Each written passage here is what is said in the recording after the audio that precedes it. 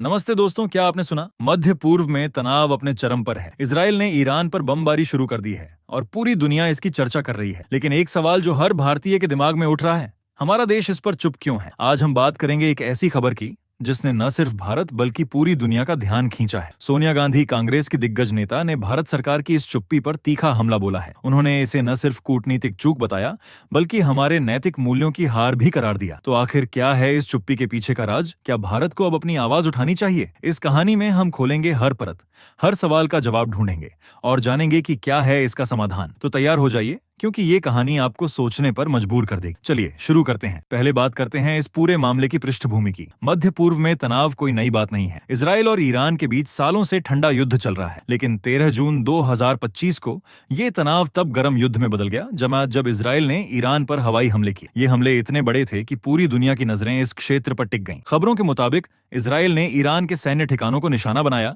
जिसमें कई महत्वपूर्ण सुविधाएं तबाह हो गईं। लेकिन सवाल यह है कि इजराइल ने ऐसा क्यों किया? कुछ विशेषज्ञों का कहना है कि ये हमले ईरान के परमाणु कार्यक्रम को रोकने की कोशिश थे। इजराइल लंबे समय से ईरान के परमाणु हथियारों के विकास पर चिंता जताता रहा है। दूसरी ओर ईरान का कहना है कि ये हमले उसकी संप्रभुता पर हमला है और पूरी तरह गैरकानूनी है। अब आते हैं भारत की चुप्पी पर। भारत, जो हमेशा से वैश्विक मंच पर शांति और कूटनीति का समर्थक रहा है, इस मामले में पूरी तरह खामोश क्यों है? सोनिया गांधी ने अपने एक लेख में, जो एद हिंदू में प्रकाशित हुआ, इस चुप्पी को भारत के नैतिक और कूटनीतिक मूल्यों से विचलन बताया। उन्होंने कहा कि भारत ने न सिर्फ गाजा में इजराइल के हमलों पर चुप्पी साधी, बल्कि अब ईरान के खिलाफ इस ताजा आक्रामकता पर भी कोई बयान नहीं दिया। सोनिया गांधी का कहना है कि ये चुप्पी न सिर्फ भारत की आवाज को कमजोर करती है, बल्कि ये हमारे उस सिद्धांत को भी कमजोर करती है जिसमें हम दो देशों के समाधान और शांति की वकालत करते हैं। तो सवाल ये उठता है कि भारत चुप क्यों है? क्या इसके पीछे कोई कूटनीतिक रणनीति है या फिर ये हमारी विदेश नीति में कोई कमी दिखाता है? मेरी राय में भारत की ये चुप्पी कई कारणों से हो सकती है।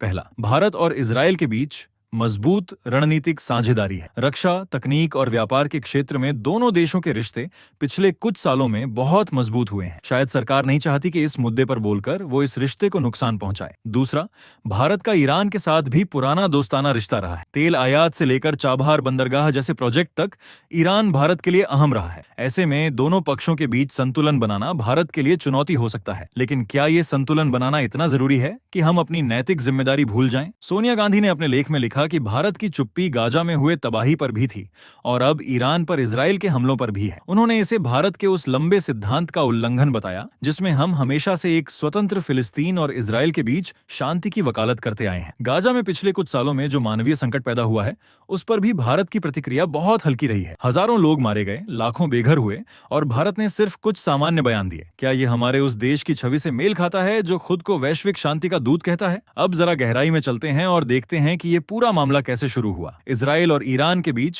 तनाव की जड़ें बहुत पुरानी हैं। 1979 की ईरानी क्रांति के बाद से दोनों देश एक दूसरे के खिलाफ रहे हैं। इजराइल, जो खुद एक परमाणु शक्ति है, ईरान के परमाणु कार्यक्रम को अपने लिए खतरा मानता है। दूसरी ओर ईरान इजराइल को मध्य पूर्व में पश्चिमी देशों का प्यादा मानता है। इस तनाव ने समय समय पर अलग अलग रूप लिए, चाहे वो सीरिया में प्रॉक्सी युद्ध हो या लेबनान में हिजबुल्लाह के साथ इजराइल का टकराव। लेकिन जून 2025 का हमला एक नया मोड़ है। खबरों के मुताबिक इजराइल ने ईरान के सैन्य ठिकानों पर ड्रोन और मिसाइल हमले किए, जिसमें कई लोग मारे गए। ईरान ने इसका जवाब देने की धमकी दी है और अब मध्य पूर्व में एक बड़े युद्ध की आशंका बढ़ गई है। इस पूरे मामले में भारत की भूमिका क्या होनी चाहिए? मेरे हिसाब से भारत को अब अपनी चुप्पी तोड़नी चाहिए। हमारा देश हमेशा से शांति और संवाद का समर्थक रहा है, चाहे वो संयुक्त राष्ट्र हो या कोई और वैश्विक मंच। भारत ने हमेशा युद्ध के बजाय बातचीत को बढ़ावा दिया है, लेकिन इस बार हमारी खामोशी हमें कमजोर दिखा रही है। सोनिया गांधी ने सही कहा कि ये चुप्पी न सिर्फ हमारी आवाज को दबा रही है, बल्कि हमारे उन मूल्यों को भी कमजोर कर रही है जिनके लिए भारत जाना जाता है। हमें चाहिए कि हम दोनों पक्षों से बात करें, शांति की अपील करें और इस क्षेत्र में तनाव को कम करने की कोशिश करें। अब बात करते हैं कुछ उदाहरणों की, जो दिखाते हैं कि भारत पहले भी ऐसे मामलों में अपनी आवाज उठा चुका है। 1971 में बांग्लादेश के गठन के दौरान भारत ने न सिर्फ कूटनीतिक स्तर पर अपनी बात रखी, बल्कि जरूरत पड़ने पर सैन्य हस्तक्षेप भी किया। या फिर 1999 के कारगिल युद्ध में भारत ने दुनिया को दिखाया कि वो अपनी संप्रभुता की रक्षा के साथ साथ शांति की बात भी कर सकता है। तो फिर आज हम क्यों पीछे हट रहे हैं? क्या हमें डर है कि हमारी बात से कुछ देश नाराज हो जाएं? या फिर हमारी सरकार को लगता है कि ये मामला हमसे सीधे तौर पर जुड़ा नहीं है? मेरी राय में ये सोच गलत है। मध्य पूर्व में अस्थिरता का असर भारत पर भी पड़ता है, चाहे वो तेल की कीमतें हों जो हमारी अर्थव्यवस्था को प्रभावित करती हैं, या फिर वहां रहने वाले लाखों भारतीय प्रवासियों की सुरक्षा का सवाल हो। अगर ये तनाव बढ़ता है तो इसका असर भारत की अर्थव्यवस्था, सुरक्षा और वैश्विक छवि पर पड़ेगा। इसलिए ये कहना कि ये हमारा मामला नहीं है पूरी तरह गलत है। सोनिया गांधी ने अपने लेख में एक और महत्वपूर्ण बात कही कि इजरायल का ईरान पर हमला न सिर्फ गैरकानूनी है, बल्कि ये क्षेत्रीय शांति के लिए भी खतरा है। उन्होंने इजरायल के दोहरे मापदंड की भी आलोचना की। इजरायल जो खुद परमाणु शक्ति है, ईरान को परमाणु हथियार न होने के बावजूद निशाना बना रहा है।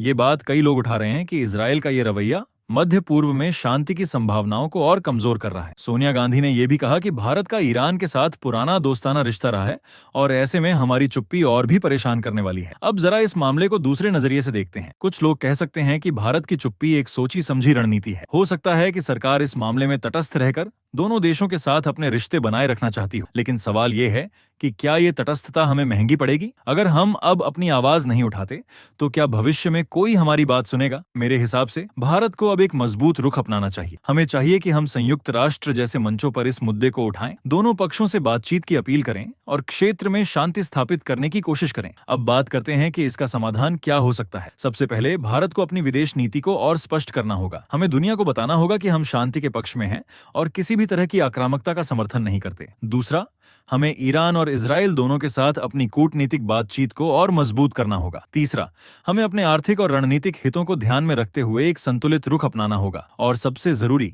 हमें अपने नैतिक मूल्यों को नहीं भूलना चाहिए। भारत वो देश है जो हमेशा से कमजोरों की आवाज रहा है। अगर हम अब चुप रहेंगे तो हमारी वो छवि धूमिल हो जाएगी। तो दोस्तों, इस पूरे मामले से हमें क्या सीख मिलती है? पहली बात कि वैश्विक मंच पर चुप्पी कभी कभी कमजोरी का प्रतीक बन जाती है। दूसरी बात कि भारत जैसे देश को, जिसके पास इतिहास और कूटनीति का इतना बड़ा अनुभव है, अपनी आवाज उठानी चाहिए। और तीसरी बात कि शांति और संवाद ही हर समस्या का समाधान है। सोनिया गांधी ने जो सवाल उठाए वो सिर्फ उनकी बात नहीं, बल्कि हर उस भारतीय की आवाज है जो चाहता है कि हमारा देश सही और गलत के बीच फर्क करे। अब आपकी बारी है। आप क्या सोचते हैं? क्या भारत को इस मामले में बोलना चाहिए या फिर हमें अपनी चुप्पी बनाए रखनी चाहिए? नीचे कमेंट में अपनी राय जरूर बताएं। और हाँ, अगर आपको ये कहानी पसंद आई तो हमारे चैनल को सब्सक्राइब करना ना भूलें। हम हर दिन ऐसी ही महत्वपूर्ण और रोचक खबरें आपके लिए लाते रहेंगे। बने रहिए हमारे साथ, क्योंकि सच्चाई की तलाश कभी रुकती नहीं। नमस्ते।